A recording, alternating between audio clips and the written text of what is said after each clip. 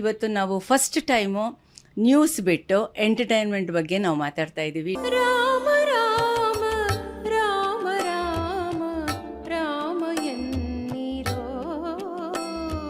ಇದೇ ಕೃತಿಗಳು ಹಾಡುವಾಗ ಅಷ್ಟು ದೈವಿಕವಾಗಿ ಕಣ್ಮುಚ್ಕೊಂಡು ಹಾಡ್ತಾ ಇರ್ತೀವಿ. ಕಮರ್ಷಿಯಲ್ ಇದು ಬಂದಾಗ ನಮ್ಮ ಇಡೀ ಬಾಡಿ ಲ್ಯಾಂಗ್ವೇಜೇ ಚೇಂಜ್ ಆಗಿಬಿಡುತ್ತೆ. ಪಿಯತ್ತು ಆಜಾ ಶೋಲಾ ಸಾವನ್ ಬೆಹಕೆ ಆಕೆ ಬುಜಾ.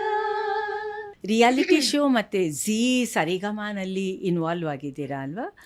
ಇದು ಯಾವ ಥರ ಎಕ್ಸ್ಪೀರಿಯನ್ಸ್ ಇತ್ತು? ಮೆಂಟ್ರಿಂಗ್ ಅಂದರೆ ಅವ್ರಿಗೆ ಅದೇ ಕೆಲಸ ಇರುತ್ತಲ್ವಾ, ಸೊ ಅವ್ರಿಗೆ ಹೇಳ್ಕೊಡ್ಬೇಕು, ಹುಡುಗರನ್ನ ರೆಡಿ ಮಾಡ್ಬೇಕಂತ. ನಮ್ಮ ಜೂರೀಸ್ ಎಲ್ಲ ಹೇಗಂದರೆ ನಮ್ಮದು ಖುಷಿ ಪಡಿಸೋದೇಂದ್ರೆ ಆ ಮಕ್ಕಳಿಗೆ ತುಂಬ ಎನ್ಕರೇಜ್ ಮಾಡ್ತೀವಿ.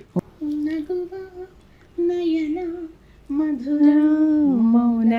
ಅವ್ರಿಗೆ ಹೆಂಗೆ ಅಂದ್ರೆ ಎಲ್ಲ ಕಂಟೆಸ್ಟೆಂಟ್ಗಳಿಗೆ ನಮ್ಮ ಟೀಮ್ ಒಂಥರ ಸಪೋರ್ಟ್ ಟೀಮ್ ಇದ್ದ ಹಾಗೆ.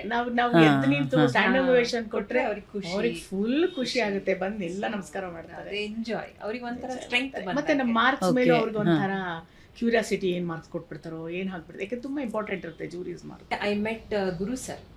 ಅವ್ರು ನನಗೆ ಹಾಡು ವಾಯ್ಸ್ ರೆಕಾರ್ಡಿಂಗ್ ಮಾಡಕ್ಕೆ ಹೇಳಿದ್ರು. ಆ ಸ್ಟುಡಿಯೋನಲ್ಲೇ ನಾನು ಪೆಹಲಿ ಮುಲಾಕಾತ್ ಮಾಡಿದೆ. ಹೌದು, ನನ್ನ ಮಾತು ಎಲ್ಲ ಒಂಥರ ಕನೆಕ್ಟ್ ಆಯ್ತು. ಸೊ ಹಂಗೆ ಫ್ರೆಂಡ್ಸ್ ಆದ್ವಿ.